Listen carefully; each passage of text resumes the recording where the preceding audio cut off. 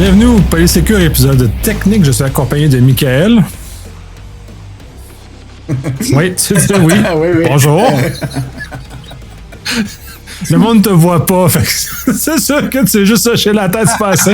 Mais ça va bien. Oui, ça va bien, toi. Oui, ça va très bien aussi. Aujourd'hui, on va parler du WAF dans son ensemble. Qu'est-ce que c'est? Tous les avantages que ça comporte, dont le virtual patching, dont tous les éléments de défense que ça comporte. Et ce n'est pas, même si c'est inclus dans le nom d'un firewall, Web Application Firewall, ce n'est pas qu'un vulgaire firewall comme on le voyait historiquement.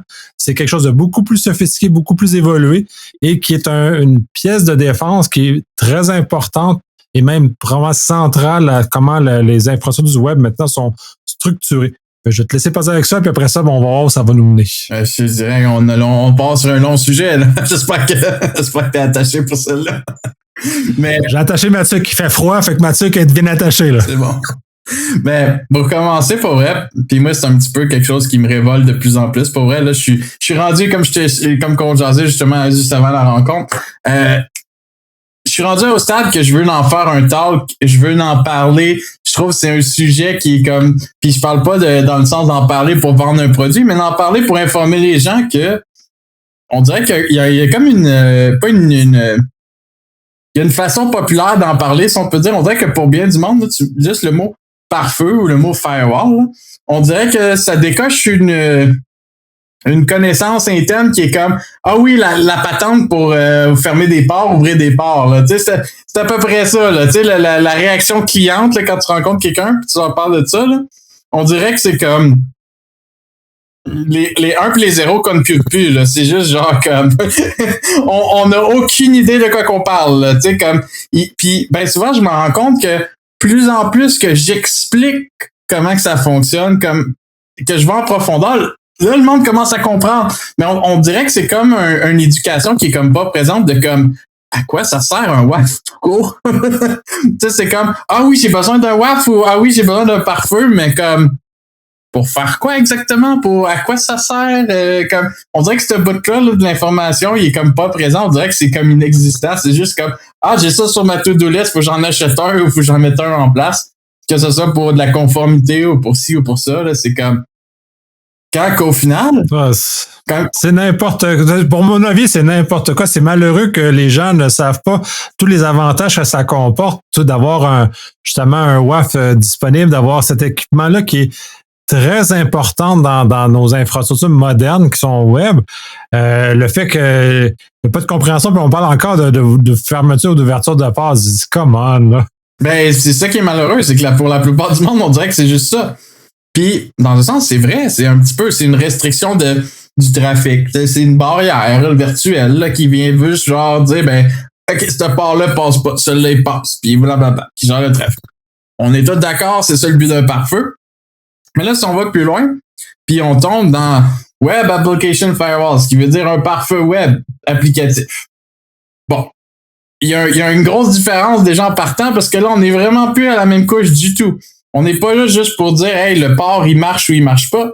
On est là pour gérer ce qu'on appelle au niveau protocolaire. Sur la couche de transport, là, on vient plus juste dire, ben écoute, ça passe plus. On est là pour dire, ben écoute, oui, tu passes, mais tu vas pas juste passer parce que tu as le droit de passer, tu vas passer parce que t'as passé plusieurs checks, on peut dire. Tu viens d'une source fiable. Tu m'envoies ce qu'on appelle dans le web, exemple, des headers qui font du sens ou des entêtes HTTP qui sont pas un bordel ou qui sont pas tu sais que c'est pas du n'importe quoi ou que c'est pas ça n'a pas été répertorié, exemple, provenant d'un outil de sécurité, parce qu'on s'entend aussitôt qu'on met quelque chose en ligne aujourd'hui, c'est presque automatique que si t'es sur le web, il y a un outil de sécurité qui va cogner à ta porte et qui va se faire un malin plaisir de démolir ton application ou de trouver des portes ouvertes. 15 minutes. Ça prend 15 minutes après qu'un IP soit on avant que tu te fasses scanner puis que tu commences à te faire attaquer. Puis ça prend, puis les red teamers, puis là, sûrement que plusieurs vont se reconnaître, ça prend 5 heures avant de casser une infrastructure.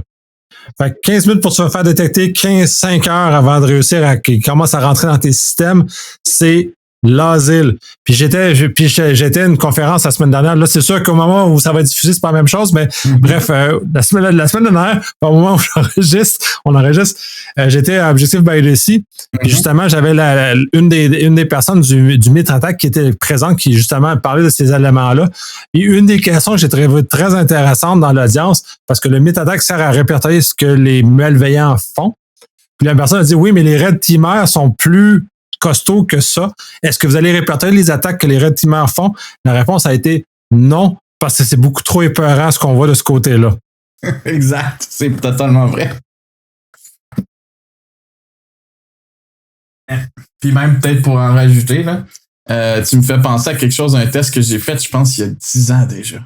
Je pense que, tu sais, là, quand Windows XP était sur le bord de prendre la poubelle, puis c'est quoi qu'on a eu après? C'était Vista, whatever, là. Bref, je me rappelle plus. J'ai oublié tellement que c'est. J'ai oublié comment que. T'as une idée de comment que Microsoft est haut dans mon estime. J'ai déjà oublié leurs produits ou leurs échecs, là. J'ai déjà fait le test pour vrai, là, de me formater un ordinateur avec Windows XP. J'installe pas d'antivirus, j'installe rien, je fais juste formater. Je laisse l'ordinateur ouvert sans rien installer, sans rien faire. Je lui ai laissé une soirée. J'ai même pas eu le temps que la soirée se termine. Je suis revenu, puis l'ordinateur avait été hijacké au grand complet. Fond d'écran changé avec des alertes, des pop-up. J'ai fait absolument rien. J'ai juste laissé la machine exister sur l'Internet pendant une soirée de temps. Et le résultat était fantastique. C'est tout ce que je peux dire. Ouais, ben c'était la belle époque. C'était l'époque aussi, si tu laissais un FTP ouvert, le lendemain matin, tu te ramassais avec un Juarez que tu rediffusais à la planète entière. Là. C'est comme c'était le Far West à ces époques-là, là, mais même Vista, c'était c'était l'introduction du EAC, là, mais ça, bref, c'est un première étape, mais qui n'était pas concluante. Là.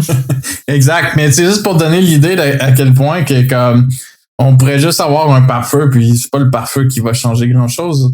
Déjà en partant, il faut savoir le configurer, ce que le trois quarts du monde qui savent qu'est-ce que ça veut dire. Un pare-feu, ils savent même pas le configurer, fait que ça part pas bien. Puis encore pire, ben c'est que juste un pare-feu, ben malheureusement c'est comme une switch dans la maison là, pour allumer la lumière ou la fermer. Là, c'est un on-off. Là. Ça fait rien de magique au bout de la ligne. Si tu fermes les connexions, cool, t'es en sécurité, mais t'as plus accès à rien. Ça te permet pas d'être, dans certains cas, proactif ou d'être exposé, exemple, à l'Internet, puis d'avoir des accès à naviguer librement, si on peut dire, parce que rendu là, tu tombes dans un mode ou dans un monde que tu peux... La paranoïa n'a pas de limite, dans un sens. Là. Tu peux décider de commencer à fermer toutes les portes, puis de laisser juste ouvrir les portes. Tu laisses les portes ouvertes que tu as besoin d'utiliser, mais... rendu là, ça finit plus, là. Tu passes ton temps à faire des modifications, finalement, dans ton setup de pare-feu. Puis, ça tourne. Entre autres, puis, oui, puis, de toute façon, pour moi, un firewall, c'est une mesure des années 90, début 2000. Parce que ce qui est arrivé, puis là, je pense que les gens ont pas trop compris parce que les gens en sécurité ont toujours le département du nom. Fait qu'on a refusé beaucoup. Fait qu'on a utilisé à une époque le firewall comme étant un moyen de contrôle parce qu'à une époque, tous les services qu'on consommait avaient des numéros de port distincts, il y avait plein d'affaires, puis plein de choses comme ça, ce qui nous permet de contrôler avec le firewall. Cependant, comme on a comme été un peu trop abusif dans notre contrôle puis dans le fait de refuser tout, ben les gens, ce qu'ils ont fait, c'est qu'ils ont tout mis en web. Fait que maintenant, tout passe par le port 80 443. Fait que le firewall, il sert plus à rien autre que relayer le 443. Fait que, tu sais, là, on s'en sert même, c'est même plus un outil de sécurité efficace comme ça l'était à une certaine époque. On a exagéré. Mais on est puni d'avoir exagéré parce que maintenant, on est puni d'avoir d'autres choses parce que tout passe par le 443 maintenant. Puis j'espère que tout passe par le 443 puis pas le 80, hein, by the way, là. Effectivement, puis ça, c'est un des autres rôles justement de la couche applicative qu'on va tomber dedans bientôt. C'est le fait que justement, ben comme tu le dis si bien, le port 80, hein, on s'entend, ça aussi, c'est même quelque chose je sais pas si on peut dire RIP tout de suite, là, que rest in peace, puis personne ne devrait encore y toucher. Il y a de moins en moins de protocoles qui l'utilisent, c'est de plus en plus inexistant, ça n'a pas le choix d'être là pour certaines raisons techniques. C'est correct, mais dans le meilleur des mondes, aussitôt que tu installes un minimum de sécurité, il devrait y avoir un processus qui dit « Hey, si tu essaies de me visiter par là, ben passe par l'autre porte à côté. » Puis c'est exactement justement ce qu'un pare-feu web applicatif est capable de faire. Il est capable de détecter que « Ah, tu essaies de passer par la mauvaise porte, please, passe par l'autre finalement, puis que ça se fasse automatiquement, parce que sinon, on n'en finit plus. Là, on s'entend, là, c'est une infinite loop de possibilités à gérer. Puis que déjà, à travers de cette infinite loop-là, d'avoir 2 portes ouvertes, ben c'est encore plus simple d'en avoir rien qu'une, parce que déjà, par la une porte, ben c'est là qu'on tombe dans le fait qu'une fois que le trafic passe, on fait quoi avec ce trafic-là, comme je disais tantôt? On peut regarder les entêtes, on peut regarder le nombre de requêtes qui passent par minute, on peut regarder un paquet de... Il y a un paquet de détails qui vient avec une requête, dont ce qu'on appelle le user agent, qui dit exactement, qui donne un peu les specs de la machine qui essaie d'accéder à l'application. Fait que déjà de savoir est-ce que c'est une machine legit, est-ce que c'est un robot ou un bot qui essaie tout simplement de collecter de l'information. Est-ce que c'est une gang sur Slack qui essaie de plugger un plugin pour lire qu'est-ce qui se passe sur votre site web ou votre application? Est-ce qu'il y a quelque chose de cohérent finalement qui passe comme trafic, ou c'est totalement de la junk, ou c'est des scripts, des outils de sécurité qui essaient de venir chercher de l'information? Ben c'est là que ça permet justement de ouvrir ou fermer la porte, pas juste comme de façon totalitaire, mais dynamiquement en fonction du trafic qui passe, puis de pouvoir aussi mettre en place ce qu'on appelle du geofencing, ce qui permet, dans bien des cas, on dirait que le monde n'a aucune idée que ça existe, mais c'est comme quand on ferme un port, on le ferme au complet, mais là on peut dire ben écoute, la porte est fermée, mais seulement pour l'Asie ou seulement pour la Russie, comme exemple, parce qu'en ce moment on s'entend tout ce qui sort de la Russie en ce moment, c'est des F-bombs on the keyboard pour... Ouais, c'est clairement un style. Là, on est dans un univers où ça, c'est ça. Là, il y a plus, le fait depuis février, depuis que même si la Russie n'a pas déclaré la guerre, c'est comme si, là, fait que à ce moment-là, c'est sûr qu'ils s'en prennent à nos infrastructures. Il y en a eu des infrastructures qui ont été attaquées réellement. Là, c'est pas... les gens s'en vendent pas, mais ça arrive pour de vrai. Fait qu'à l'heure actuelle, fait que c'est sûr que c'est une stratégie qui est rapide et efficace de juste de couper ce bout du monde qui est un peu hostile ces temps-ci. Là. Exact. Puis je peux même confirmer par-dessus ça que je pense que j'ai pas aucun de mes clients qui a pas été au moins attaqué une fois par la Russie. Puis même encore pire, qui a pas été, si on peut dire, même nos sites qu'on appelle des honeypots, les beaux pots de miel qu'on met à l'échange pour essayer de capturer des nouvelles vulnérabilités, des zero day et tout. Même chose. On va se le dire, là. La Russie, il manque pas un spot, je pense. S'il y a une adresse qu'ils peuvent attaquer sur l'Internet, ils le font ou ils essayent de rentrer un peu partout. Puis c'est vraiment juste le mot annoying qui me vient en tête. Là. Il y a rien de le fun à gérer ça ou de voir ça aller. Là. C'est juste ça. Puis on va se dire, si on pense juste à fermer la porte, ben c'est plate qu'on n'a plus de trafic, on n'a plus de business, on n'a plus de whatever ce que vous vouliez faire sur l'Internet. Tout passe par 443. Fait que si tu fermes la porte, tu fermes à tout le monde. Et c'est là que ça devient inefficace on va se dire, de faire de la business ou même de travailler, dans certains cas. Juste d'avoir un projet ou peu importe ce qu'on peut faire, tout passe par le 443 ou en fait on va se dire par la couche web ou le protocole. Puis c'est justement là que juste de pouvoir en fait mettre du geofencing qu'on appelle, de pouvoir gérer les accès de façon dynamique en fonction ça vient de tel pays, ça vient de tel continent ou ça vient de telle ville exactement, parce qu'on peut vraiment aller jusque carrément dire écoute le code postal faut qu'il matche, on peut aller très loin en termes de geofencing, c'est hallucinant ce qu'on peut faire aujourd'hui. Mais écoute, on n'a pas besoin d'être rendu là encore. Je pense pas qu'on soit rendu à dire écoute, ce quartier un peu comme dans les jeux vidéo, là, la GTA, là, que tu vois des quartiers qui sont contrôlés par des gangs. Là. On n'est pas rendu là encore, je peux vous le dire. Mais pour la joke, c'est un petit peu ça qui se passe au niveau mondial. Tu sais, c'est vraiment de pouvoir dire, ben écoute, moi l'Asie, je deal pas avec eux, la Russie, je veux rien savoir, puis de pouvoir comme conditionner l'environnement pour qu'au moins, ben écoute, si on fait pas affaire, exemple, avec le reste du monde, on fait affaire avec l'Amérique du Nord, pourquoi je laisserais un risque énorme pouvoir m'arriver pour absolument rien à gagner dans tout ça? Tu sais, ben, c'est un petit peu la question qui est à se poser aussitôt qu'on s'expose en ligne, finalement. Là. C'est comme jusqu'où je veux laisser la porte ouverte. Puis c'est un petit peu là que justement un pare-feu applicatif peut permettre ce processus, si on peut dire, d'intervention. Puis encore plus loin, je pense que c'est une discussion qui va peut-être t'allumer un peu, Nicolas. On va parler de IDS et de IPS. Est-ce que pour bien du monde, c'est la même chose ou comme Mais en soi, c'est des vieilles technologies qui étaient faites pour le monde réseau. Mais on n'est plus, c'est ça, on n'est plus dans cet univers-là de monde réseau. Quand même, tu sais, les firewalls, on a abusé de ça des années. Fait qu'on a tout balancé dans le web. Il se fait pratiquement plus. Ça existe encore, là, mais tu sais, j'arrive d'une époque où on avait les Ping of Death, puis les Smurf Attack, puis ce genre de choses-là, qui est vraiment une autre époque dans laquelle, effectivement, le firewall IDS était très utile parce qu'il venait nous bloquer de ce trafic hostile-là. Mais maintenant, moi, je consomme que des services web, que des sites web ou que je fais des calls REST puis mais en API, mais c'est tout du API web. Fait que vraiment, tout est comme réduit dans l'univers.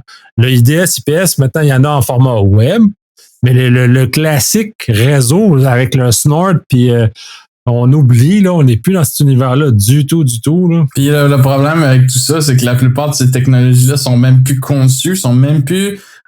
puis j'ai des bons exemples, justement, que on se discutait justement avant qu'on parte l'émission de justement tout ce qui provient, exemple, à la FortiGate, qui vient de Fortinet.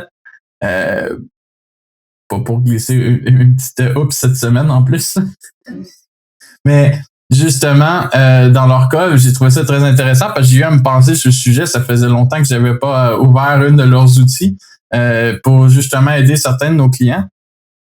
Parce que justement, le logiciel est super intéressant. Il vient avec tout plein d'outils pour des professionnels de la sécurité qui savent exactement comment opérer tout ça, qui ont une idée quoi faire. Mais quand on regarde juste, exemple, les thresholds, là, les thresholds réseau, là, comme qui sait comment gérer ça aujourd'hui? Parce qu'on va se dire la réalité, il y a 10 ou 20 ans, là, la pipe d'Internet n'était pas jamais ce qu'elle est aujourd'hui, là. L'Internet qui se rend à nos maisons aujourd'hui, ça n'a rien à voir avec il y a 20 ans. Là. Il y a 20 ans, t'essayais d'aller sur Google, là, puis le téléphone coupait. Là. Genre, on n'était pas à la même place qu'aujourd'hui. On n'est pas dans la même zone. Mon Internet à la maison, à l'heure actuelle, est plus rapide qu'un Internet commercial qu'il y avait il y a 10 ans. Là. Fait que, on n'est vraiment plus dans le même monde, là, mais pas en tout. Là. Exact, on est rendu dans un monde de consommation. Mais c'est juste pour me démontrer que c'est cool d'avoir des logiciels à la fine pointe de la technologie qui sont capables de bloquer des attaques ou bloquer des choses assez hallucinantes. Mais il y a aussi le côté utilitaire d'être capable de s'en servir puis d'être capable de comprendre à quoi ça sert. Puis quand on tombe dans le monde du IDS, IPS, réseau, c'est drôle à dire, mais ça fait vraiment longtemps que j'ai pas entendu parler de quelqu'un qui savait comment que ça fonctionne. Puis que comme de façon pro-efficient, en voulant dire que la personne a sait de quoi qu'elle parle puis qu'elle a vraiment dealé avec ça ou qu'elle a vraiment travaillé dans ce domaine-là. Parce que même aujourd'hui, ce qui est plate, c'est qu'il y avait des guidelines en place il y a peut-être 10 ou 20 ans pour la grosseur de la pipe. Mais à la vitesse que l'information transige aujourd'hui, là, on s'entend-tu que des milliers de paquets par minute, c'est pas rare, là? Fais juste partir un stream en 4K. Tu viens d'exploser la pipe ou tu viens d'exploser l'IPS, je peux te le dire, s'il était seté pour bloquer ça. On n'est plus dans la même zone. Puis pour en avoir déployé, parce qu'il y a encore une utilité, mais ça dépasse ce qu'on discute là. Mais dans un réseau interne, tu veux ce genre d'informations-là. Mm-hmm. Moi, je suis plus un fan de Suricata comme pour ça, parce que c'est un moteur qui est ultra efficace, ultra performant, qui est capable de gérer du 10 gigabits sans broncher, puis sans consommer en fou des ressources de CPU. Mm-hmm. Puis là, tu vas voir tu vas analyser tes anomalies de cette façon-là, mais des anomalies réseau. Parce qu'à l'interne, on a encore beaucoup de protocoles qui vivent de ces affaires-là. Fait que là, tu vas être capable de mesurer puis de contrôler ton infrastructure. Mais quand on est dans le monde de ce qui est consommé web, ou les gens qui viennent consommer nos ressources, qui sont web, j'espère bien, on n'est plus dans cet univers-là. On n'a plus besoin de ces dates pour tout ce qui est extérieur, tout ce qui est Internet, on ne l'en sert pas parce que de toute façon, ton tuyau, il est étroit. Fait que tu vas utiliser des technologies qui sont plus adaptées à l'analyse du web qu'à l'analyse du trafic old school réseau comme on a dans nos réseaux internes. Puis pour avoir vu puis l'avoir déployé à quelques endroits, les ingénieurs réseau devraient se concentrer très fortement sur la qualité et filtrer plus mieux leur contenu réseau parce que c'est littéralement des poubelles. Fait que là, c'est comme des tuyaux plein de...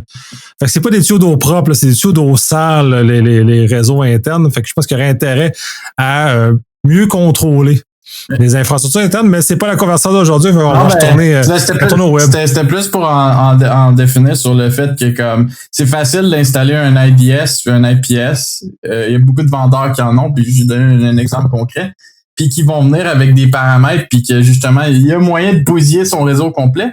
Quand est-ce qu'aujourd'hui, puis aussi, je pense que tu l'as dit en termes d'anomalies, d'avoir des anomalies qui sortent de partout parce que tu gères de l'eau sale. Mais dans la couche du web, ce qui arrive, ben, on a le même genre de pipeline qui existe, mais il est adapté différemment. Parce que là, tu veux gérer le type de requête qui passe. Est-ce que le gars fait juste se faire diriger? Est-ce que le gars fait juste se faire bloquer? Tu veux gérer tu veux quantifier ton trafic, tu veux pouvoir détecter des anomalies à différents niveaux pour savoir, bon, mais c'est quoi que la personne essaie de faire finalement? C'est quoi son but? En passant sur ma pipe, là. C'est quoi son end goal? Puis c'est ça qui amène que il y a une partie quand on parle de IPS, IDS, ben la détection, c'est une grosse partie de tout ça. Puis c'est ce qui permet justement au fait d'avoir un pare-feu qui peut être au niveau applicatif, qui est capable justement de mettre des filtres en place puis de commander des choses. Fait qu'en temps réel, si on installe la même genre de technologie qu'on avait pour gérer nos réseaux plus old school ou bref, gérer nos réseaux internes finalement, ben que si on met ça en place, cool, là je suis capable de voir qu'est-ce qui se passe vraiment, mais juste sur une pipe dans une direction ou même dans les deux, de savoir, bon ben écoute, mon trafic entrant venant de, exemple, tel range d'adresse IP ou venant de tel pays, en ce moment, je reçois, je me fais garnotter. C'est rien de positif ce qui s'en vient. Ou pourquoi là, tout d'un coup, j'ai une adresse IP qui provient de la Chine, qui fait juste m'envoyer des zero day puis des anomalies une en arrière de l'autre. Ben, ça permet de mettre en place des guidelines automatisés qui vont dire, ben écoute, à un moment donné, si t'en reçois trop de ça, ben fais juste isoler le cas. Là, on n'a pas besoin de dealer avec ça. On sait que c'est de la garnotte qu'on reçoit. Là. C'est vraiment lui, il dompe ses déchets dans ta pipe. C'est plus juste de l'eau sale. Fait que c'est un petit peu ça. C'est que ça permet de filtrer tout ça de façon automatisée à travers même du pare-feu. Fait qu'il n'y a pas de configuration vraiment à mettre en place. C'est possible de le faire. Mais rendu là, comme qu'on disait tantôt, c'est tellement rare déjà de rencontrer quelqu'un qui connaît le monde du IPS puis du IDS correctement, puis qui aurait une idée quoi faire avec ça, quel genre de settings mettre en place, comment paramétrer le tout, que c'est rendu que c'est plus simple de juste comme laisser ça indépendant, puis que ça se gère tout seul, parce que au final, les risques qu'on tombe sur quelqu'un qui connaît vraiment ça, je pense que je vais lui donner sa licence s'il m'approche puis puis qu'il me montre qu'il connaît ça. C'est ce que je veux dire, là. On est rendu là. Mais pour la joke, c'est que ça permet justement d'aller un petit peu plus loin, puis d'en arriver avec des concepts, comme que tu disais si bien au début, des concepts de virtual patching puis de virtual hardening, que ça, c'est deux concepts là, qu'on dirait que le monde n'a aucune idée. Là, quand tu parles de firewall, là, ça, là, c'est écarté, ça va pas ensemble. On dirait que c'est comme un autre système où c'est une autre balayeuse qu'il faut que tu achètes, si tu vois ce que je veux dire, ou une extension de ta balayeuse pour siphonner.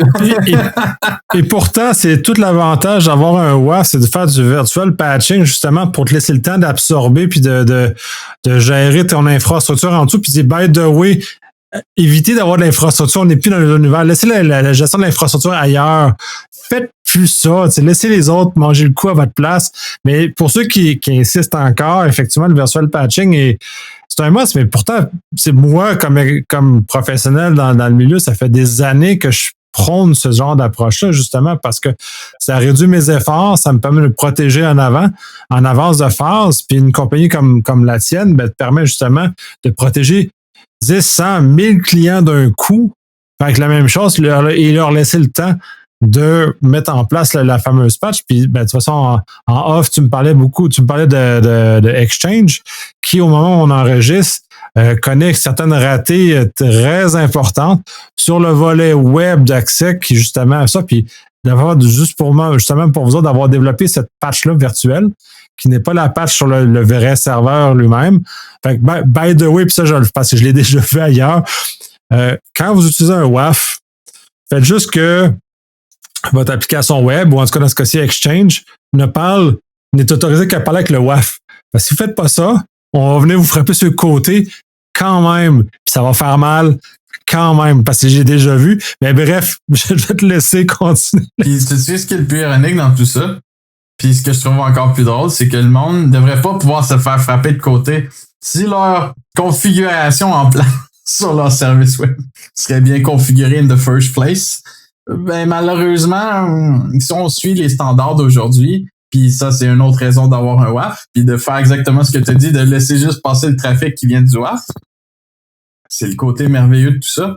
C'est que t'as plus à te soucier de ce qui va venir de gauche à droite à côté, que ça veut dire venir tu te connectes ta pipe directement sur le WAF, fait que tout ce qui vient, c'est de l'eau propre, pour reprendre le terme.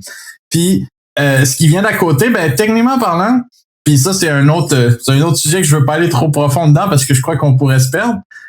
C'est le fait que comme juste côté configuration puis conformité, là, si je dirais, puis j'ai des statistiques que je pourrais sortir en plus qui font mal à la tête à regarder là.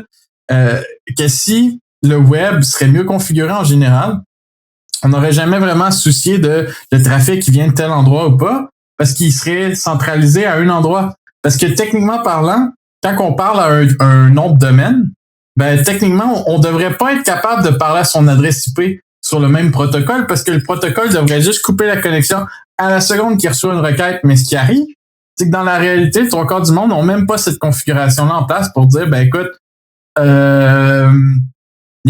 si tu parles pas à bonne personne, là, ferme la porte, là, ben, c'est comme ce bout-là, là, il est ignoré par, je dirais, au moins 90% de l'industrie. Ce qui fait vraiment peur. Ça, c'est un autre sujet, peut-être pour un autre moment. Je sais pas si tu veux rajouter quelque chose. Non, mais j'ai pas, c'est parce que ça, j'en ai beaucoup à dire aussi. Justement, cet ce mauvais usage des outils qui nous sont disposés. C'est-à-dire, on utilise un WAF, mais en plus, on le laisse de côté. J'ai eu la même chose au niveau des anti-spam où ils se mettent en place un front anti-spam dans l'info nuagique, mais leur SMTP ne filtre pas l'origine des communications. Fait que, sur le côté, ils ont reçu, puis ben, ils ont laissé le open relay sur le dit chose parce qu'ils disent non, mais on est filtré en amont. On dit non, mais t'es scanné par tout le monde. Fait que même si ton MX n'est pas diffusé, il est diffusé sur ton fournisseur en haut, ils vont te trouver pareil. Ils vont te trouver parce qu'ils scannent ou ils vont te trouver parce que t'es en showdown. Fait que tu vas être repéré quelque part. Une place ou un autre, ton port 25 qui va être déclaré quelque part, puis tu vas te faire attaquer. Là. Puis on parle de SMTP, là, de vieilles affaires, de vieilles guenilles d'un autre monde. Puis tu dis, oh non, mais c'est pas grave. Oui, c'est grave. Fait qu'en web, c'est la même chose. Si l'application web accepte des communications de n'importe où, même si c'est devant le WAF, il va être repéré. Puis Shodan va l'avoir répertorié de toute façon. Puis Shodan, là, c'est pour ceux qui font du Kung Fu en Shodan, là, c'est assez malade ce qu'on est capable d'avoir comme information. Puis de voir tout ce qu'il y en est. Puis là, j'écoute un podcast qui est spécialisé là-dedans. Puis il est capable de sortir tous les engins, toutes les IoT qui existent, qui sont directement sur le web, toutes les caméras web. Tout ça, il est capable de sortir parce que Shodan a ces capacités-là. C'est malade. Mais tu sais, c'est malade, mais les malveillants le savent aussi, là. Fait que si votre site web ne filtre pas, genre, justement, avec votre fournisseur de WAF, il accepte n'importe quoi, mais vous allez faire défoncer comme... Malheureusement, c'est ça. T'as tout dit. Puis bref, c'est juste une capsule que je voulais dropper par là parce que je pense que c'est un autre des gros problèmes aussi, comme tu le dis si bien, dans le sens, c'est que le monde, ben souvent, ils ont on dirait la pensée magique que c'est comme, ah, ok, cool, on dirait que c'est une shopping list, là. J'avais besoin d'un WAF, puis là, tu sais, mes problèmes sont tous réglés. Non, ils sont pas réglés. T'as réduit le risque qu'il arrive quelque chose, mais t'es pas plus en sécurité au bout de la ligne parce que pour être en sécurité aujourd'hui, l'effort qu'il faut mettre en place, juste donner une idée, même notre propre infrastructure de compagnie, c'est un travail non-stop, là. Tu sais, je veux dire, il faut que tu sois proactif, mettre des heures quasiment à chaque semaine parce qu'il y a tout le temps de la maintenance à faire. Il y a tout le temps des nouveaux standards, il y a tout le temps des nouvelles attaques, il y a tout le temps. Juste faire ça prend quasiment, c'est une équipe à plein temps, juste pour maintenir une infrastructure, on va se dire, là, fair and square, là. Tu sais, pas besoin de penser à rien. Puis on parle même pas de se défendre là-dedans. Là. On parle juste de mettre les machines à jour, faire les patchs de sécurité, puis s'assurer que l'infrastructure, les portes de firewall sont organisées, qu'on est bien branché sur un WAF qui t'envoie de l'eau clean et non, il y a des trous avec de l'eau sale qui se verse dedans. Tu vois ce que je vais en venir, là, tu sais, c'est comme juste ça prend une équipe à plein temps. Puis ce qui est dommage, c'est que bien souvent, on rencontre des clients, puis oups, cette équipe-là, c'est une personne, puis il est déjà débordé. Dis même pas de l'eau sale qui va rentrer par les côtés, là, il n'y a même pas le temps. Tu viens de le déborder, ça vient d'overflow, comme on dit. Juste si tu ouvres la porte à ça. Puis c'est ça qui est dommage, c'est que comme l'industrie, dans tous ces cas, a besoin d'aide à ce niveau-là. Puis... on a besoin de beaucoup d'aide parce qu'il n'y a pas assez de monde. Il y a beaucoup de gens qui sont malheureusement mal formés ou mal accompagnés. Donc, on se retrouve dans des situations qui sont très difficiles. Puis tu dis, les gens des one-man show, oui, il y en a beaucoup. Tu sais, les petits ministères ou les PME, ils n'ont pas la capacité d'avoir un staff de 50 personnes en TI, encore moins en SI. Fait qu'eux autres sont mal pris puis ils essaient de faire le mieux qu'ils peuvent avec les moyens qu'ils ont. Puis c'est justement d'où l'importance de sous-traiter. Le plus agréable, c'est puis moi, comme je suis un one-man show dans mon je suis un freelance, fait que j'ai mon entreprise, c'est moi. J'ai mes infrastructures, j'ai mes affaires, mais tu sais, à une époque, j'étais un illuminé, fait que tu sais, j'avais mes propres infrastructures, j'avais mon propre serveur email, mes serveurs web, toutes mes affaires chez nous, dans mon infrastructure. Et le temps que je vais mettre là-dessus, c'est contre-productif. À un moment donné, je me suis tanné, j'ai fait comme fuck, si j'envoie ça ailleurs, là, j'ai tout pelleté, mais j'ai tous mes courriels ailleurs, tout ma collab est ailleurs, justement parce que j'ai pas le temps de gérer ça. Puis ça prend du temps. Là, si tu le fais pas, il s'agit qu'une vulnérabilité, puis pouf, ça tombe dessus. Là, c'est complètement débile. T'as pas ça. Puis moi, je connais ça. Là, puis je regarde les PME, puis ou les TPE, les très petites entreprises, puis genre les personnes l'entreprise à 50 personnes et ils n'ont pas le temps de se casser la tête avec ça. Puis pour la plupart, soit ils prennent un gars de TI qui sous-traite machin un peu une fois par mois, il vient faire un peu de patch puis des peu d'affaires. Là. Ils comprennent pas. Puis c'est pas leur job de comprendre aussi. Puis c'est ça le défi là-dedans. On sort dans cet univers-là. Fait que puis même en grande entreprise. Je pense que je vais me taire là parce que j'aime pas, je voudrais pas nécessairement parler de ce qui se passe en grande entreprise. Mais c'est pas mieux, c'est tout ce qu'il y a à dire, je pense. Même des fois, c'est pire. Mais bref, pour faire une histoire courte, on vient un peu sur le sujet. On vient juste parce que je pense qu'on a vraiment divagué du mot virtual patching, virtual hardening. On a expliqué les conséquences de ce que ça amène. Juste au niveau virtual patching, justement, Exchange, ça en était toute une bonne exemple parce que justement, à l'heure du recording, Microsoft Exchange en ce moment a même pas juste une vulnérabilité, a plusieurs zero day en même temps qui rentrent toutes par la même porte d'entrée qui est la couche web. Puis que c'est malheureux à dire parce que même Microsoft en ce moment patauge à essayer de trouver un fixe. Ils n'ont pas mis de patch en place, ils ont émis une façon d'essayer de se protéger que la plupart des fournisseurs de sécurité ont mis en place. Bien avant, je pense, avant même qui décident de la mettre en place, la mesure de sécurité, si on peut dire. Puis c'est exactement ce qu'on a fait dans notre cas. Parce que à la seconde que quelqu'un envoie cette belle petite requête qui est très malicieuse, on s'entend, c'est pas une requête qu'on est habitué de voir, puis elle tombe dans un fil qu'on appelle les anomalies, puis qui est encore quelque chose que dans bien des cas, je trouve ça intéressant d'acheter un logiciel de sécurité puis de faire comme wow, j'ai un beau dashboard complet qui m'explique mes anomalies d'un bout à l'autre là, puis que c'est quasiment c'est du juicy detail pour quelqu'un qui est super technique, qui est super en tout cas qui a passé sa vie en sécurité finalement là, puis qui est habitué de regarder de l'anomalie, qui a quasiment un certain degré en data science, parce que au bout de la ligne, c'est quoi une anomalie? C'est la science de la donnée en fait. Donc, ça prend quelqu'un qui est capable d'analyser le data, qui est capable de comprendre qu'est-ce qui se passe, qui est capable de dire, ben comme moi je mets le veto, c'est bon ou c'est mauvais. Puis comme toute cette logique-là, ben malheureusement, c'est pas quelque chose qui venait avec un pare-feu, si on remonte il y a 20 ans. Là. C'est vraiment un concept qui est très élaboré puis qui est très loin de tout ça. Puis qui se rapproche un peu plus de ce qu'on voyait dans le monde, justement, du IPS, IDS, que ben sur la couche réseau, on voyait des anomalies, on voyait des trucs passer. Puis c'est là, justement, qu'on pouvait filtrer, bon, mais écoute, pourquoi que ça arrive, ça vient d'où? c'est là qu'on était capable de mettre le doigt justement sur des failles, sur des botnets ou sur certaines, on va se le dire, sur certaines choses qui font partie du monde IT. Qu'on veut peut-être pas trop mettre la lumière dessus parce que des fois ça peut même être épeurant juste en parler. C'est un petit peu la même idée avec le virtual patching, c'est que ça nous permet que en temps réel, nous à la seconde qu'on reçoit quelque chose qui me ressemble faire partie des risques, avoir un risque assez élevé, je suis capable justement de filtrer en temps réel. Puis pour relever un autre point encore plus intéressant, comme Nicole disait plus tôt, c'est le fait d'avoir, exemple, plusieurs centaines de clients ou plusieurs milliers de clients qui utilisent les mêmes applications. C'est encore mieux parce que dans notre cas, ça nous permet de mettre une approche de la science de la donnée qui est justement le plus qu'on a d'influx en même temps provenant de plusieurs clients différents, plusieurs qui utilisent tous la même application, je suis capable de catégoriser ma donnée pour lui dire, écoute, si ça vient sur cette application-là, sors-moi des anomalies par rapport à l'application en tant que telle.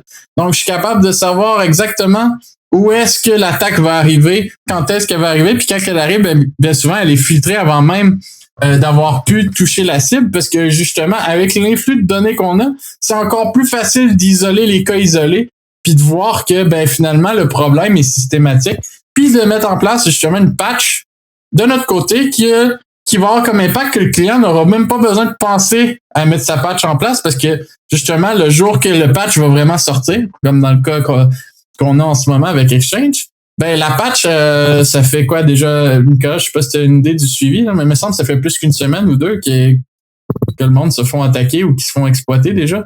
Ça fait une bonne semaine que ça roule, mais j'ai pas suivi parce que j'ai pas été interpellé sur ce dossier-là, mais moi je peux dire que ça fait 2 semaines qu'on a une patch, Et je suis un témoin éloigné de celui-là, contrairement à Log4j où j'ai été interpellé de façon directe. Celle-là, on peut en parler. J'étais pas dans le feu de l'action sur celle-là, mais en plus que j'étais pas au pays non plus. J'étais à l'extérieur à ce moment-là. Fait que probablement ça doit jouer sur le fait que j'ai pas été interpellé. Puis Log4j, c'est encore un bel exemple de justement une anomalie d'une requête qui avait même pas de target une application en particulier, qui était tout simplement, puis ça, c'est quelque chose d'assez intéressant que le monde ignore bien souvent, c'est que du virtual patching, puis de la détection d'anomalies comme ça, devient souvent c'est un petit peu comme la médecine, en fait, puis je l'explique souvent, puis je trouve ça intéressant. C'est le fait que, exemple, en médecine, mettons qu'on prend le COVID comme exemple, toutes les variantes du COVID qui se développent puis qui réinfectent tout le monde, en fait, c'est un petit peu la même chose avec une faille ou un zero day en informatique.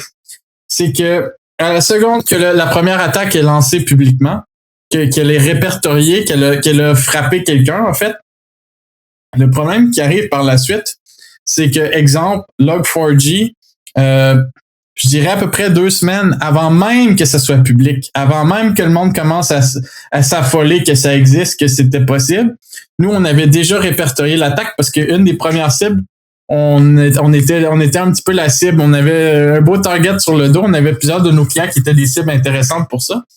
Puis, on l'avait déjà identifié. Puis, on avait trouvé ça un peu ridicule parce que, en fait, la faille même est une faille qui était, on va aller un peu plus en profondeur par rapport à Log4j qui affectait Java. Mais ce qui est intéressant, c'est que quand on regarde le spectre de l'attaque, qu'on fait de la data science dessus, on est capable de voir que c'est un spectre de RCE, qui veut dire Remote Command Execution, qui était déjà en place pour Java.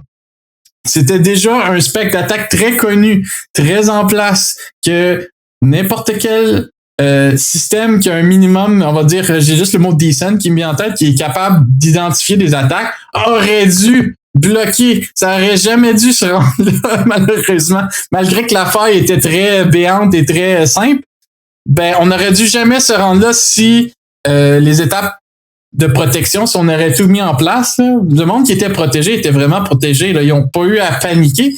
Puis le problème qui est arrivé avec ça, c'est que si on prend l'exemple du COVID, avec ses variants malicieux, une faille en informatique, c'est encore pire. Parce que dans les 24 premières heures que la faille est devenue publique, on s'est ramassé avec 2000 variants.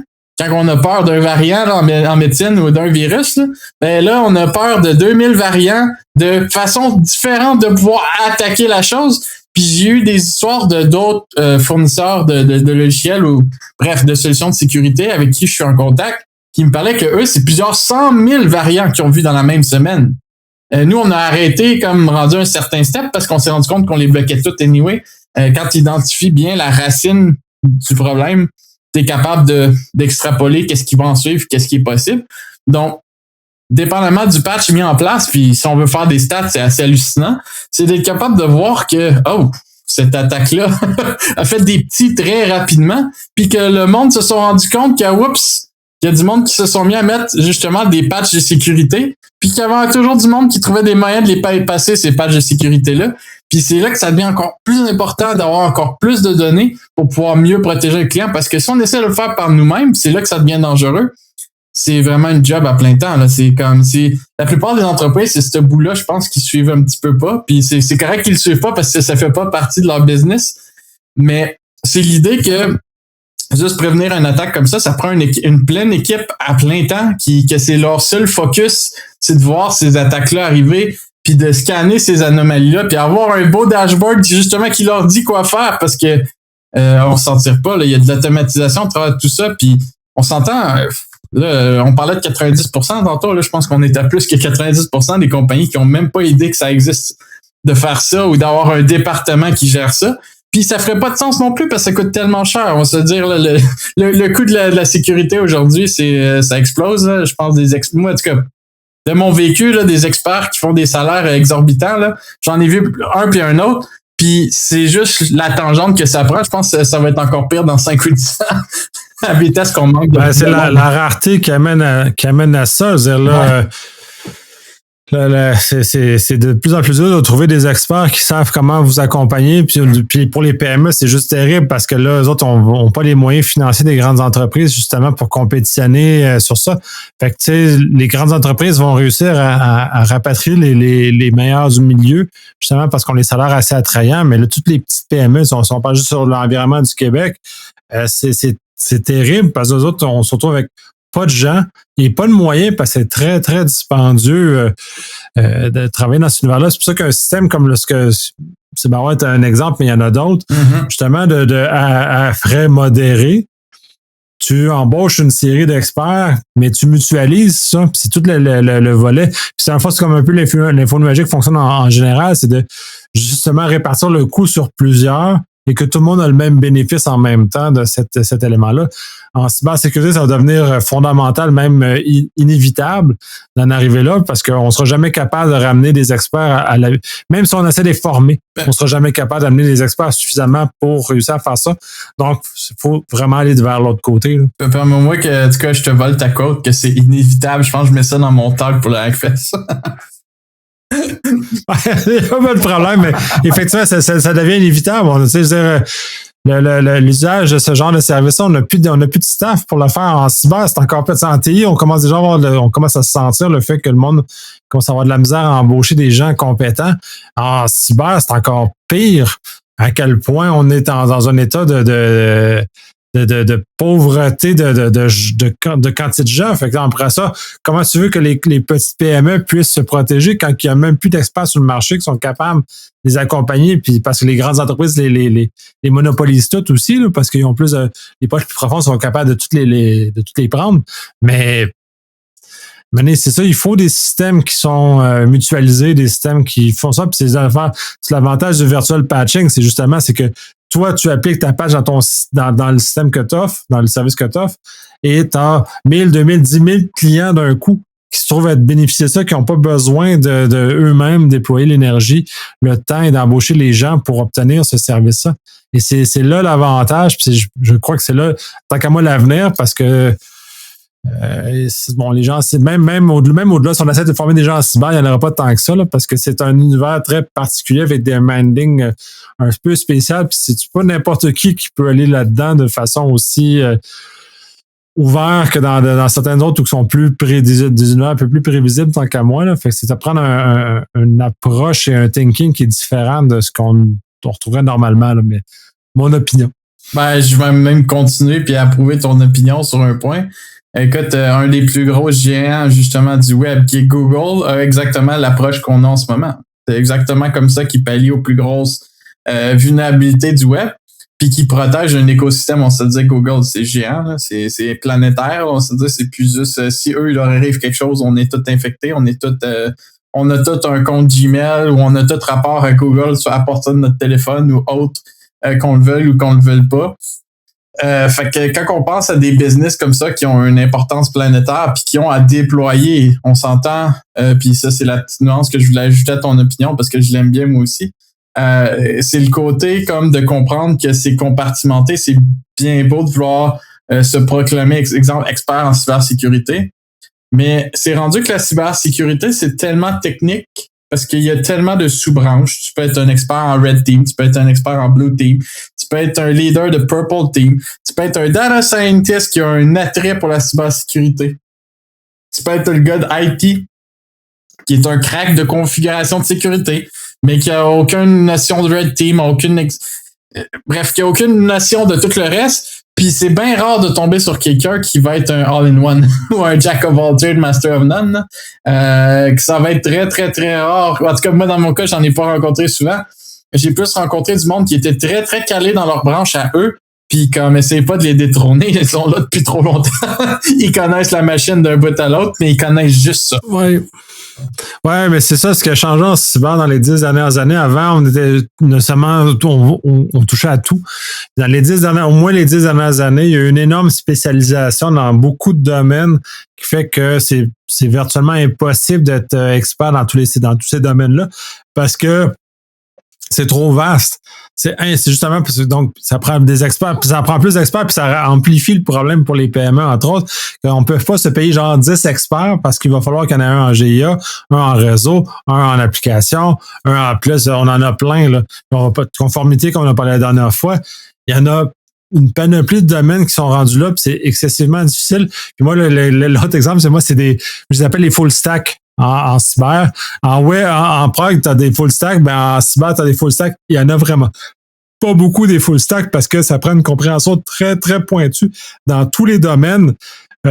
C'est rare. Exact. Puis même encore pire que ça, le concept des full stack, il est rare, mais en même temps, pas tant sur un autre axe que, exemple, si je prends exemple mon équipe de développement, ben c'est en train de se passer déjà avec les équipes de développement. Je fais souvent la joke que les salaires font juste augmenter par rapport à ça parce qu'on n'arrête pas de squeezer une équipe qu'avant c'était 6 ou 7 personnes, que là en ce moment tu t'attends quasiment d'avoir un gars qui est capable de faire tout ça. Tu t'attends qu'il soit capable de faire ce qu'on appelle le sysadmin, déployer le serveur, configurer le serveur, configurer les applications, configurer comme tout le tralala réseau.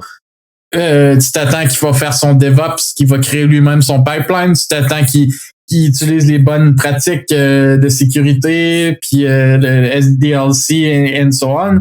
Tu t'attends que le gars il soit capable de faire du back-end, du front-end, un minimum. C'est un minimum de knowledge d'une base de données. Tu t'attends que le gars, là, il patauge beaucoup, là, parce que dans bien des cas, les développeurs aujourd'hui, ils se font lâcher sur des tracks de comme écoute, c'est le budget qu'on a, puis mange-toi pour que ça marche. C'est plate à dire, mais c'est ça la réalité. Puis en sécurité, c'est encore pire parce que le budget est encore plus petit. Bien souvent, on va se dire, on se cachera pas les choses. Le budget est encore plus petit, le personnel est encore plus dur à trouver. Puis comme qu'on dit, à trouver un faux stack de sécurité, en tout cas. I praise the Lord qui a une grosse business, qui a les moyens en une tête un ou deux dans leur business s'ils sont chanceux. Là. Mais désolé, les PME et les très petites entreprises, malheureusement, n'ont pas cette chance-là. S'ils ont la chance d'en avoir un, souvent, ça va peut-être être leur leader. Mais même encore là, c'est quelque chose qui est comme problématique à tous les niveaux. Puis c'est exactement pourquoi, justement, que le virtual patching empêche. Moi, dans ma tête, là, juste pour revenir au concept du virtual patching, puis même du WAF en général, là, je pense que c'est une question d'expertise avant tout, mais je pense même que c'est quelque chose qui est plate à dire, mais ça devrait devenir une pratique même dans les écoles. Quand on me parle de programmation au cégep à l'université, là, je comprends même pas que ça fasse pas partie des core, ce qu'on appelle un core principle, là, du système de l'éducation, de dire, écoute, moi, j'apprends, exemple, à développer du web, t'as un minimum qui te montre pas à configurer ton serveur comme il faut, qui te montre pas à avoir les meilleures pratiques au monde I don't care. Mais at least, de montrer que l'importance de se brancher sur la pipe d'eau propre, c'est très important. Ça serait peut-être un début pour aider la situation des entreprises. Puis peut-être justifier peut-être un peu plus de budget à ce niveau-là, tu sais, pour dire, écoute, ça devrait être la base. Puis ça, je comprends pas que c'est encore dans nos écoles, ça fait pas partie des éléments de base qui sont enseignés. C'est-à-dire, dans d'autres univers, la santé, sécurité, ça fait longtemps que c'est acquis, ça fait longtemps que c'est là, ça fait longtemps que c'est présent. En cyber, on est comme laissé de côté. Pourquoi les gens, les programmeurs, les sysadmins, ça, pourquoi ils n'ont pas une base minimale? Parce que, rendu à ce stade-ci, moi, je m'attendrais, surtout depuis le temps que ça existe, que je m'attends juste à des problèmes plus funky, ce qui est plus des problèmes qui sont en marge, pas des problèmes généraux. Et encore maintenant, je vois chez beaucoup de mes clients des problèmes qui sont généraux, des problèmes de base qui normalement auraient dû être pris en charge par des gens de TI normal, ce qui n'est pas nécessairement une spécialité en cyber, et être capable de faire ces éléments. Puis ces éléments ne sont même pas couverts à l'heure actuelle, fait que c'est un peu désolant à quel point on n'a pas cajolé ce domaine-là, à quel on n'a pas amené les gens de façon globale, autant au niveau scolaire qu'au niveau des entreprises qui n'ont pas formé les gens de façon générale pour qu'on ait un niveau minimal. C'est-à-dire, qu'on connaisse les règles. Quand on conduit une automobile, on a quand même une bonne connaissance. On a cette espèce de niveau minimal de choses qu'on a dans les mains pour nous aider à faire quelque chose. Puis là, on est juste en train de patauger. Puis les experts en cyber sont juste prêts à corriger les éléments de base en général, qui auraient dû être pris en charge par les gens en TI normal, fait qu'on est encore dans... Puis tu sais, ça fait un bail que je suis là-dedans, là, puis ça fait un bail que je me serais attendu que ça allait avancer. Et il y a comme un refus. C'est ça que je trouve bizarre. Il y a comme un refus d'accepter ces idées-là et de toujours d'aller autre chose. Je pense que le problème est un petit peu plus fondamental que ça. Je pense qu'il y a aussi... je pense que c'est plate à dire, là, c'est malheureux même. On va se dire, il y a les entreprises qui ont les moyens de le faire qui le font pas. Puis ça, encore une fois, ça peut être attribué à plusieurs choses. Ça peut être une question de budget, ça peut être une question de main-d'œuvre pour la formation, ça peut être X, Y, Z. Mais au niveau de l'éducation, ce qui est encore pire, c'est d'avoir des profs qualifiés qui viennent vraiment, qui ont une expérience du marché, qui sont pas juste comme tombés profs. Puis moi, c'est plate à dire parce que je prends des étudiants en stage chez nous. Puis j'en vois toutes les couleurs justement avec l'université. Je vois des choses des fois que je me gratte la tête comme OK, genre l'université manque-tu tant de budget que ça pour avoir des profs qui sont capables de faire autre chose que te lire une page Wikipédia qui parle de sécurité, là. T'arrivais avec des concepts concrets puis des choses qui sont à jour, pas juste aller lire de quoi qui date il y a peut-être déjà 5 ou 10 ans sur Wikipédia, puis comme si c'était le end all be all de la sécurité, mais d'arriver avec des nouveaux concepts frais, à jour. Ben moi, mon gros problème, puis personnellement, je fais même des runs puis des présentations des fois dans des cégeps ou d'universités, justement, juste pour ramener à l'ordre l'idée qu'il y a des technologies qui avancent tellement vite là, que le système scolaire ne suit pas. Un peu comme, justement, en sécurité, la plupart du monde, ben comme pourquoi ils finissent par se focaliser sur une branche de la sécurité, c'est parce que ça avance tellement vite que si tu veux être full stack en sécurité, là, faut que tu sois une machine à étudier à plein temps. Faut quasiment que ça soit ton side gig, là. T'as pas le choix parce que comme ça va juste trop vite. Et c'est la même chose quand on parle de full stack, exemple, en développement. Aïe, les technologies, là. Comment que moi, j'ai vu en 5 ans passer d'héberger son propre serveur, de le configurer à faire sur VMware à comme aujourd'hui que tout est Docker en virtual machine, puis que tout est autodestructible puis isolé automatiquement avec des couches de virtualisation. Juste la stack en tant que telle a tellement changé. Il y a tellement de monde que dans leur éducation, on ne s'est jamais appris à configurer un serveur tout court. Ils n'ont même pas idée que ça mange en hiver.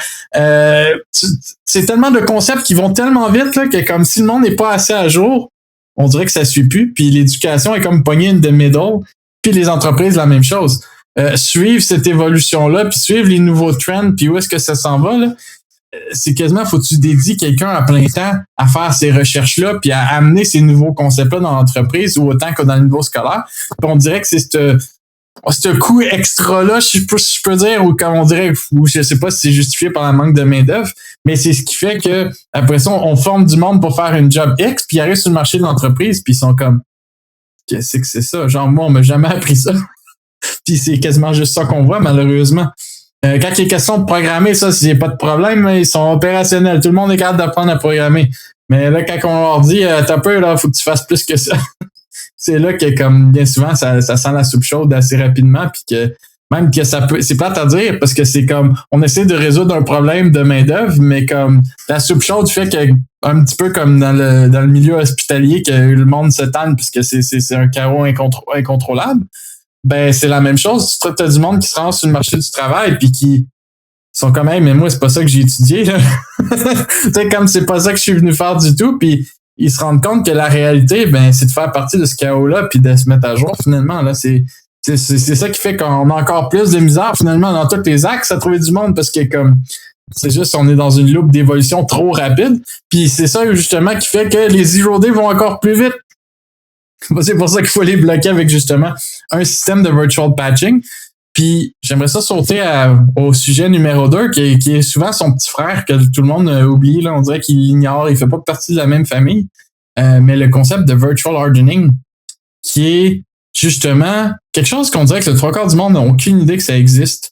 Parce que c'est juste comme quelque chose qu'on dirait qu'il a tombé entre les cracks de quelqu'un qui a changé de job ou qui a pas voulu vraiment apprendre des trucs qui étaient passés date, parce qu'on s'entend du virtual hardening. Moi, il y a 5 ou 10 ans, j'en entendais parler par beaucoup de monde. Aujourd'hui, tu dis ce mot-là, puis c'est comme, c'est quoi ça? Comme ça sort de où?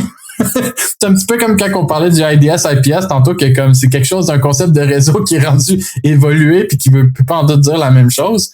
Ben, c'est la même chose au niveau que virtual hardening, c'est tout simplement le concept de t'installes une application, tu as un minimum de bon sens de faire une recherche de comme c'est quoi les outils qui vont attaquer cette application-là, c'est quoi les chemins d'accès les plus critiques sur l'application qui devraient être protégés, qui ne sont peut-être pas par défaut. C'est quoi les mesures, en fait, qu'il faudrait que je configure, exemple, dans mon hébergement ou sur mon serveur pour dire, ben écoute, je parie au strict minimum pour empêcher que finalement, je mets mon application en ligne, puis quelques heures plus tard, capote, ils ont finalement rentré dans mon serveur, puis on est rendu qu'on vend du Viagra à pleine page sur notre site d'association de soccer, si vous voyez ce que je veux dire, là. Exemple comme un autre. Puis c'est un petit peu l'idée que finalement, ben encore une fois, à travers ce qu'on appelle le pare-feu web applicatif, ben il est possible justement de détecter quelle application qui se trouve au bout de la pipe, puis de savoir, ben écoute, s'il y a quelqu'un qui essaye d'attaquer cette application-là, pas dans le sens avec un outil, mais juste comme de façon un petit peu plus anonyme, juste d'aller fouiller puis trouver de l'information puis faire ce qu'on appelle du recon, d'essayer de fouiller pour extirper c'est quoi les extensions qui ont été installées sur le site WordPress, qu'est-ce qu'il y a comme thème d'installer, quel genre de code que je peux aller reverse engineer pour essayer de justement utiliser une vulnérabilité contre ce serveur-là pour prendre le contrôle. Ben, tous ces petits détails-là, ils peuvent être patchés virtuellement sans même avoir besoin de savoir qu'est-ce que ça veut dire. Puis ça, c'est souvent quelque chose qui est comme le 3/4 du monde, on dirait qu'ils ont oublié que ça existe, puis ce que je comprends pas, on dirait que c'est quelque chose de fondamental, ou peut-être qu'il s'est perdu avec le fait que justement, on est rendu avec du monde qui sont rendus tellement full stack que ben ça slip entre les sièges, là, plus qu'on rapetisse puis qu'on essaie de condenser tout dans des super humains qui font tout, ben comme on se ramasse avec des trous comme celui-là, là, que je sais pas si t'en penses, Nicolas, mais c'est quand même quelque chose qui est dramatique dans ma tête, là. Ben oui, c'est dramatique, mais c'est parce que on revient au problème de compétences, puis on l'a mentionné là plusieurs reprises. On a des limites de capacité. Je dirais, aussi bon que je peux être, j'ai quand même des limites très importantes au niveau de ma connaissance de cyber. Quand on sort de mon domaine, je vaux plus très cher. Puis là, ensuite, de me demander que je sois bon là-dedans, puis de demander aux professionnels qu'ils soient bons là-dedans tout, ça devient rien. Fait que du hardening, c'est à des gens, puis tu sais, j'ai vu des affaires, là, c'est l'asile, là. Tout et n'importe quoi, mais des gens qui, malheureusement, avaient l'impression qu'ils étaient bons. C'est aussi un problème juste d'être capable de d'être capable de se réactualiser, d'être capable d'admettre qu'on n'est pas bon dans certains domaines. Il y a des gens qui sont pas capables de ça, fait qu'ils vont comme penser qu'ils sont les champions dans tout. Mais quand tu es champion, tu peux pas être champion dans tout, c'est impossible. Fait que, puis là, c'est là amène les problèmes pour les entreprises, puis amène les choses, parce que si on se fie sur ces gens-là, on va tomber parce qu'on peut pas être bon dans tout. Non, exact. Puis ça me rappelle quelque chose que tu as dit un petit peu plus tôt. Je m'en rappelle plus si c'était dans l'émission ou avant l'émission. Mais ça revient aussi simple que d'être capable de tester ce qu'on a mis en ligne. Ou que comme de mettre une protection en place, puis au moins d'être capable au strict minimum de dire est-ce que je suis capable de faire une petite requête curl pour genre valider que ma protection est en place puis elle fonctionne. Tu sais, mettre un minimum l'emphase, un petit peu comme on le fait en développement, d'avoir un cycle de développement sécuritaire, la même chose, de déployer quelque chose de façon sécuritaire, de mettre en place des patchs de façon sécuritaire, d'automatiquement tester, est-ce que comme écoute, j'ai mis un patch bien cool en place, mais finalement fais juste changer de get à un head request ou whatever, fais juste swapper la méthode HTTP puis tu bypasses le patch là. Tu vois ce que je veux dire, comme il servait à quoi ton patch finalement là? T'as fait quoi? T'as laissé la porte ouverte pareil. Puis c'est un petit peu ça là. C'est comme j'ai déployé un patch de l'application, mais oups, le serveur est rendu hors ligne. J'ai même pas vérifié. Puis c'est un peu ce syndrome-là que j'ai l'impression qu'on voit aussi, qui est à travers de tout ça, qui n'aide pas la cause non plus. Fait que c'est pourquoi que de plus en plus, on essaie de packager ça à travers d'une couche logicielle qui peut tout simplement pallier à tout ça, parce que comme de plus en plus, écoute, avec la manque de main-d'œuvre, je pense que c'est apprécié de pouvoir arriver avec une solution, de faire comme, écoute, installe ça, là, plug ta pipe comme il faut dessus, là, puis on vient de résoudre une bonne partie des problèmes. Sans même avoir à penser à plus loin, là, si vous voyez ce que je veux dire. Là, c'est comme le problème, il commence là. C'est avec les ressources qu'on a aujourd'hui, il faut être capable de simplifier, il faut être capable de se rendre compte puis d'avouer qu'il nous manque des connaissances. Puis c'est le plus beau trait à avoir dans l'industrie pour être comme tant qu'à moi, pour être un bon expert en cybersécurité, c'est d'apprendre à savoir tap out quand c'est hors de nos compétences, parce que comme il y en a trop qui essayent de justement pousser à des endroits qui devraient peut-être pas. Puis ça donne des belles choses qui sont rocambolesques, je peux vous le dire. Puis c'est ce qui fait aussi que bien souvent les entreprises se ramassent avec des outils, pas qui sont mauvaises, des outils qu'ils achètent, mais juste que comme ils se rendent pas compte qu'ils viennent d'acheter un outil pour la NASA, que ça prend l'équipe de la NASA pour l'opérer, comme c'est un petit peu là que ça devient dangereux. Parce que là, tu te rends compte que là, j'ai des problèmes de connexion, j'ai du trafic légitime qui se fait bloquer pour des raisons X, Y, Z. Je me ramasse avec une panoplie de courriels pour me dire qu'il y a des alertes. On est en train de se faire... on est en mode DEFCON safe. Ouais, c'est compliqué. Il y a plusieurs affaires là-dedans. Puis le fait, il y a plusieurs outils que ça prend des experts, mais vraiment très spécialisés dans ceux-ci. Puis même à une certaine époque, les différents fabricants avaient développé des certifications, justement, à quel point leurs outils étaient compliqués. Fait ça certifié pour l'opérer. Ça, pour moi, c'est un peu absurde, ce genre de choses-là. Mais bon, bref, c'est un milieu, c'est un moyen de faire de l'argent comme un autre. Et l'autre élément, associé à ça, c'est que ça donne un faux sentiment de sécurité. Qu'on achète le gros bidule, on a l'impression qu'on n'aura plus de problème. La réalité, c'est non, parce que la sécurité, il faut l'opérer de façon constante. Fait qu'il n'y a pas rien de magique, là. Il n'y a pas de bois puis tout.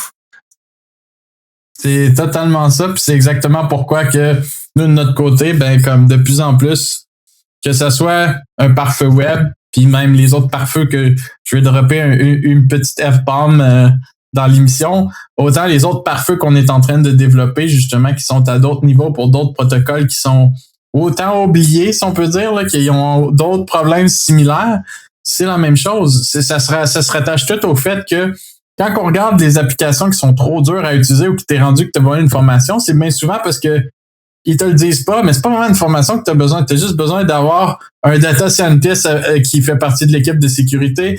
Tu as besoin d'avoir un gars de Red Team et un gars de Blue Team pour opérer ton équipe. Fait qu'en partant, ça te prend 3 personnes, là, juste pour être sûr de comprendre toutes les sections de l'application, de tout ce qu'elle peut faire, tout ce qu'elle peut te sortir finalement comme anomalie, comme alerte, puis de les dispatcher aux bonnes personnes dans l'équipe qu'eux vont être à plein temps pour faire ça. Puis c'est ce petit bout-là, moi, que je trouve un petit peu... je m'arracherais les cheveux de sa tête juste à y penser, là.